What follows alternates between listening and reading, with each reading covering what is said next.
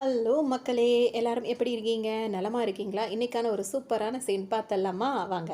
இப்ப இந்த வீடியோல பார்த்தீங்கன்னா, ஸ்டார்ட்டிங்லயே பார்த்தீங்கன்னா, இப்ப ஹீரோ இருக்கார்ல, அவர் வந்துட்டு அவரோட பாப்பாவ வந்து ஒருத்தவங்கள்ட்ட குடுத்து வச்சிருப்பாரு. ஏன்னா, அவங்க ஒய்ஃப் வந்து இறந்து போயிருப்பாங்க. ஸோ, நீங்க இப்ப குழந்தைய பார்த்துக்கங்கன்னு சொல்லிட்டு குடுத்து வச்சிருப்பாங்க. அவங்க என்ன பண்ணுவாங்க அப்படின்னு சொல்லிட்டு பார்த்தீங்கன்னா, அவங்களோட பையன் கூட சேர்ந்து விளையாடிட்டு தானே இருக்கும். சின்ன பசங்க தானே. விளையாடும்போது என்ன பண்ணிருவான், அந்த பையன் வந்துட்டு ஒரு காயின் இருக்கும்ல, அத அந்த புள்ளைகிட்ட குடுத்து விளையாடிட்டு இருப்பான். இத பார்த்தோனே அந்த அம்மா வந்துட்டு செம்மையா கோவப்படுவாங்க. "என்னடா பண்ணிட்ட நீ? அன்னைக்கே இப்படி தானடா பண்ணுன?" அப்படி இப்படின்னு சொல்லிட்டு ரொம்ப கோவப்பட்டு, இன்னொரு தடவ பிள்ளைகிட்ட காயின குடுத்த அப்படி இப்படின்னு சொல்லிட்டு பயங்கரமா கண்டிச்சிட்டு இருப்பாங்க. திட்டிக்கிட்டே இருக்கும்போதே பார்த்தீங்கன்னா, ஹீரோ வந்து அங்க நின்னுட்டு இருப்பாரு. ஹீரோவ பார்த்தோனே அவங்களுக்கே ஒரு மாதிரி ஆயிடும். டக்குனு ஹீரோ என்ன சொல்லுவாருன்னா, "குழந்தைய கொண்டு வாங்கன்னு" சொல்லும்போது பார்த்தீங்கன்னா, அவங்களுக்கே ஒரு மாரி இருக்கும். உடனே குழந்தைய கொண்டு வந்து குடுத்துருவாங்க. இப்ப அவங்க வந்து என்ன சொல்லுவாங்கன்னா, இப்ப ஹீரோ வந்துட்டு பணத்த எடுத்து குடுத்துட்டு, "இதுக்கப்புறம் நீங்க வந்து குழந்தைய பார்த்துக்க வேண்டாம்" அப்படின்னு சொல்லும்போது, "வாத்தியாரே ஏதோ ஒரு தடவ தவறா நடந்துருச்சு. அதுக்காகவா?" அப்படி இப்படின்னு சொல்லி கேட்கும்போது, "அதுக்காகலாம் கிடையாது. ஆனா இதுக்கு முன்னாடி குழந்தை ஒரு தடவ காயின் இந்த மாரி முழுங்குனப்ப, பரிமளா மேல வந்துட்டு பழிய போட்டீங்களே, அதனால தான்" அப்படின்னு சொல்லிட்டு போவாரு. ஏன்னா, இதுக்கு முன்னாடி இந்த மாரி நடந்திருக்கும். இவங்க வந்துட்டு ஹீரோயின் மேல பழிய போட்டிருப்பாங்க. ஹீரோவும் ஹீரோயின் மேல தான் கோச்சிக்கிட்டு பெரிய பிரச்சனையா இருக்கும். அதோட அத ஞாபகப்படுத்திட்டு இனிமே நீங்க பார்த்துக்க வேணான்னு சொல்லிட்டு ஹீரோ அங்கருந்து வந்துருவாரு. வரும்போது பார்த்தீங்கன்னா, ஹீரோயின் இருக்காங்கல்ல, அவங்க வந்து குழந்தைக்காக வந்துட்டு பிரேயர் பண்ணிட்டு, வேண்டிக்கிட்டு மண் சோறு சாப்பிட்டுட்டு இருப்பாங்க. அப்போ வந்துட்டு அந்த ஸ்கூல்ல ஒரு டீச்சர் இருப்பாங்கல்ல, அவங்க வந்துட்டு எதுக்காக இப்படி சாப்பிடுறீங்கன்னு சொல்லிட்டு கேட்கும்போது, இல்ல குழந்தை வந்து ரொம்ப சீரியஸா இருந்தது. அதுக்காக வந்துட்டு இது மாரி வேண்டிக்கிட்டேன் அப்படின்னு சொல்லி சாப்பிடுவாங்க. அத சாப்பிட்டுட்டே இருக்கும்போது ஹீரோ அந்த பக்கமா கிராஸ் பண்ணி போவாரு. போகும்போது பார்த்தீங்கன்னா, இவங்க அந்த குழந்தை இருக்குல்ல, ஹீரோயின பார்த்தோன்னே ரொம்ப கதறி கதறி அழ ஆரம்பிச்சுரும். இருக்கிற சத்தம் கேட்டோனே பார்த்தீங்கன்னா, ஹீரோயின் திரும்பி பார்ப்பாங்க. கரெக்ட்டா ஹீரோ இருக்கார்ல, அவர் வந்துட்டு கொஞ்சம் கூட நிக்காம அவர் பாட்டுக்கு கிளம்பி போக ஆரம்பிச்சாரு. ஹீரோயினுக்கு ரொம்பவே மனசு ரொம்ப கஷ்டமா இருக்கும். சரின்னு சொல்லிட்டு அவங்களும் அங்க சாப்பிட்டுட்டு அங்கருந்து வந்துருவாங்க. இப்ப அடுத்தது ஹீரோ வந்துட்டு ஸ்கூலுக்கு தான் வருவாரு. ஸ்கூலுக்கு வரும்போது பார்த்தீங்கன்னா, அந்த பசங்களுக்காக ஸ்கூல்ல வந்து சத்துணவு போடுவாங்கல்ல, அதுல வந்து ஒரு 20 பசங்களுக்கு வந்து சாப்பாடு பத்தல அப்படின்ற மாரி சொல்லவும், எப்படி பத்தாம போகும்ன்னு சொல்லிட்டு பசங்கள்லாம் வந்து பேசிட்டே இருப்பாங்க. வந்து சார் கிட்டயும் சொல்லிடுவாங்க. சார் போய் அந்த கொண்டு வரார்ல, சாப்பாடு கொண்டு வரார்ல, அவர்ட்ட போயிட்டு என்ன ஏன் பத்தல அப்படின்னு சொல்லி கேட்கும்போது, அவர் என்ன சொல்லிடுவாருன்னா, நாங்க கொண்டு வர்றது தான் எங்க வேலை. இங்க வந்துட்டு பசங்க சாப்பிட்ட பசங்களே திரும்ப திரும்ப சாப்பிடுறாய்ங்க. அதனால அப்படி இப்படின்னு சொல்லுவாங்க. உடனே அந்த பசங்கலாம் என்ன சொல்லுவாங்க, அப்படிலாம் கிடையாது.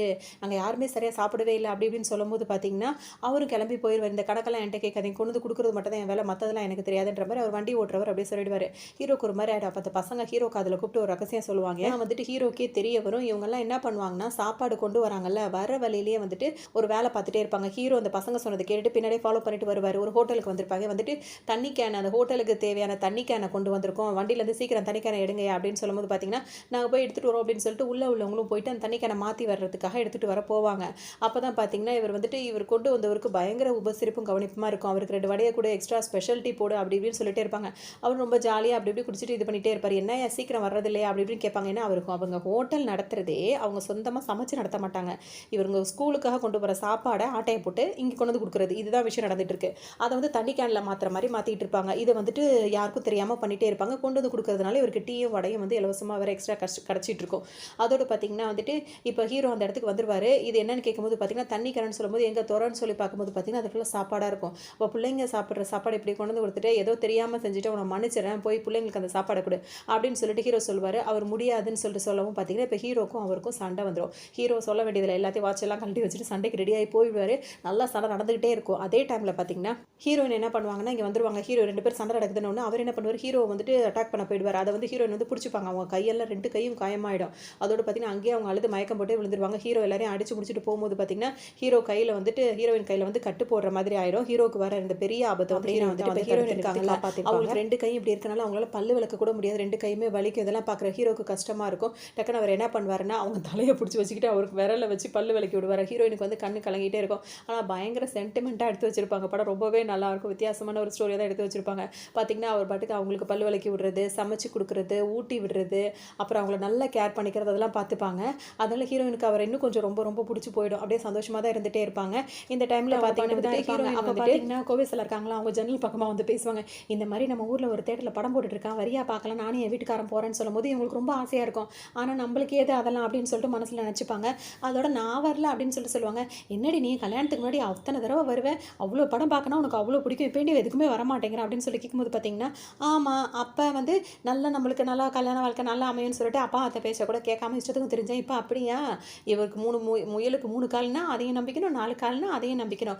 ஆமா, ஆமான்னு சொல்ற மாரி ஆயிடுச்சு. காலையில விடிஞ்சு நைட்டு போற வரைக்கும் என் வீட்டுக்கும், என் புருஷனுக்கும் வேலை வெட்டி பார்க்கறதே எனக்கு சரியா இருக்கு. நான்லாம் வரலடி அம்மா அப்படின்னு ரொம்ப சலிச்சுப்பாங்க. இது ஹீரோக்கு ஒரு மாரி கஷ்டமா இருக்கும். டக்குனு வந்து என்ன சொல்லுவாருன்னா, போய் ட்ரெஸ்ஸ மாத்திட்டு வா படத்துக்கு போலான்னு சொன்னோனே பார்த்தீங்கன்னா, அவங்களுக்கு ஆச்சரியமா தாங்காது. அதோட காமெடியா இருக்கும். அதோட பார்த்தீங்கன்னா, வேக வேகமா பட்டு புடவைலாம் மாத்திட்டு இருக்க நகையெல்லாம் போட்டுக்குவாங்க. போட்டுக்கிட்டு வேக வேகமா வெளிய கிளம்புவாங்க.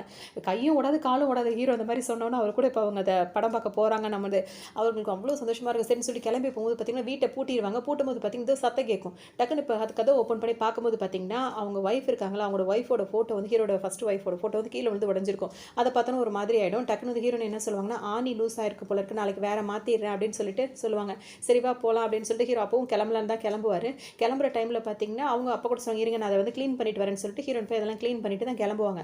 அப்புறம் வர வழியில் பார்த்தீங்கன்னா நாங்கள் படத்துக்கு போகிறோம், புருஷனோட படத்துக்கு போகிறேன்னு சொல்லிட்டு, நாங்கள் புருஷன் படத்துக்கு போகிறேன்னு சொல்லிட்டு எல்லார்கிட்டையும் சொல்லிட்டே வருவாங்க. பார்த்தீங்கன்னா வந்துட்டு இப்போ எங்கள் அப்பா அம்மா வீட்டு வரைக்கும் போய் அங்கே போய்ட்டு சொல்லிட்டு வருவான்னு சொல்லிட்டு ஹீரோன் கேட்பாங்க. பேசாமல் வரியா இல்லையான்னு சொல்லிட்டு ஹீரோ கேட்டுகிட்டே இருப்பார்.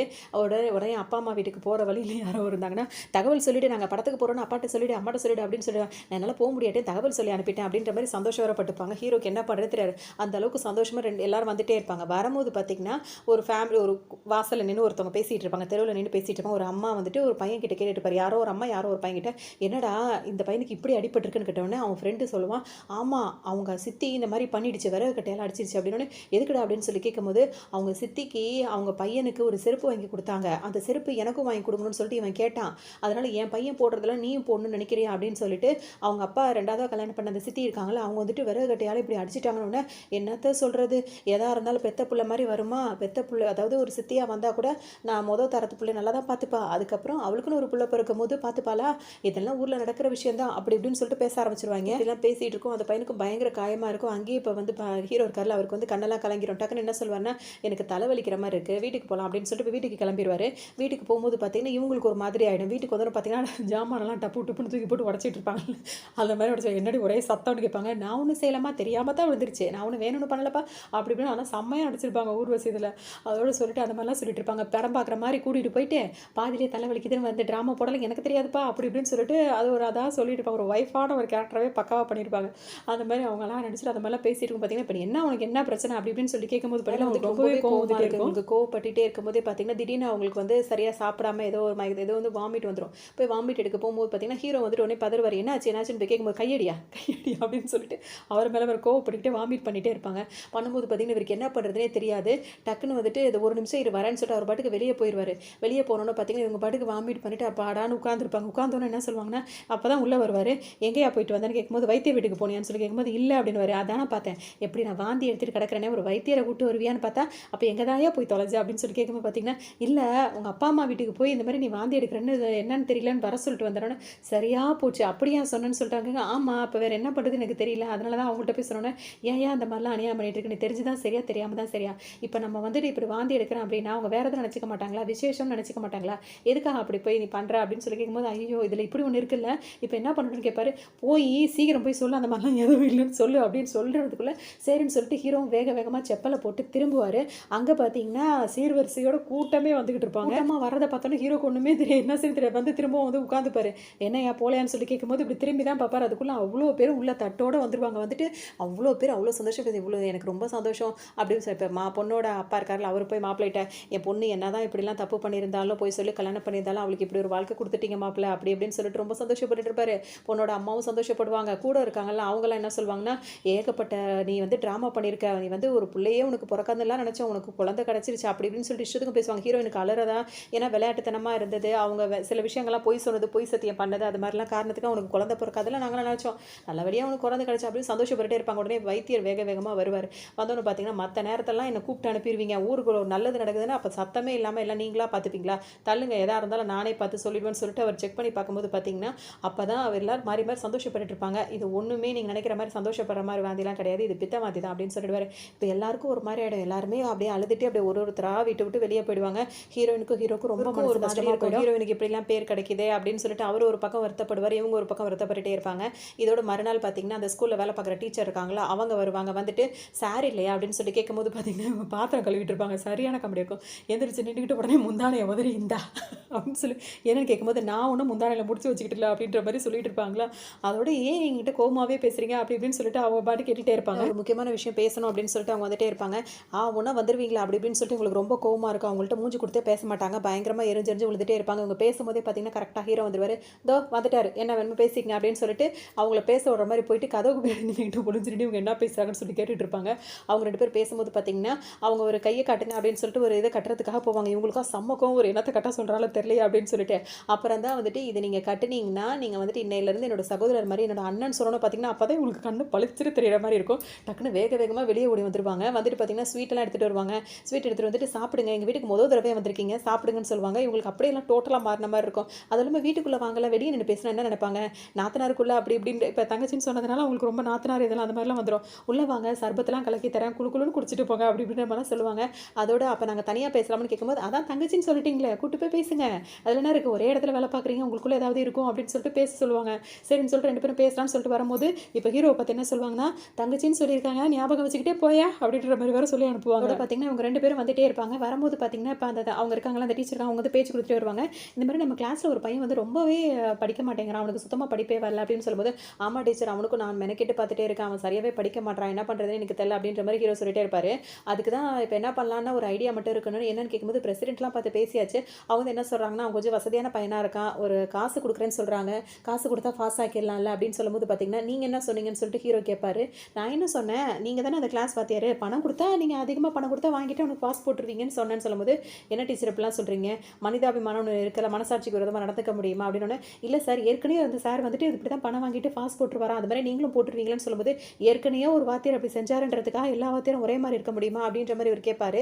அப்போ தான் டக்குன்னு இவங்க என்ன சொல்லுவாங்கன்னா, ஏதோ ஒரு சித்தி அப்படி தப்பு பண்ணிடுச்சு அப்படின்றதுக்காக எல்லா சித்தியும் அப்படியே இருப்பாங்கன்னு சொல்ல முடியுமான்னு சொல்லும்போது ஹீரோக்கு பட்டுன்னு இருக்கும் ஒரு மாதிரி. இதை யோசிச்சு பார்ப்பாரு. அப்போ தான் சொல்லுவாங்க, அந்த பரிமளா வந்து ரொம்ப நல்ல பொண்ணு, அவள் வந்துட்டு விளையாட்டுத்தனமாக இருந்தாலும் அவள் ரொம்பவே நல்ல பொண்ணு, உங்களுக்கு ஒரு விஷயம் சொல்கிறேன், எப்படி ஆம்பளைங்க வந்து தான் கல்யாணம் பண்ணிக்க போகிற பொண்ணு வந்து ஃப்ரெஷ்ஷாக இருக்கணும் அப்படின்னு சொல்லி எதிர்பார்ப்பாங்களோ அது மாதிரி பெண்ணுங்களுக்கும் வந்துட்டு அந்த மாதிரி என்ன இருக்கும். ஆனால் நீங்கள் ஒரு விடோ ஆனாலும் ஒரு குழந்தையும் வச்சுருக்கீங்க, அப்படி இருந்தும் அவள் வந்து உங்கள் மேலே இவ்வளோ இதாக இருக்கான்னா அவள் ரொம்ப ரொம்ப நல்ல பொண்ணு, அவளை வந்துட்டு ரொம்ப ஆசை வச்சுருக்கவங்க மேலே அவளை வந்து கஷ்டப்படுத்தாதீங்க அப்படி இப்படின்னு சொல்லிட்டு நான் இந்த படத்துலேயே இவங்க பண்ணுற ஒரு சீன் இந்த சீன் நல்ல சீனாக இருக்கும்.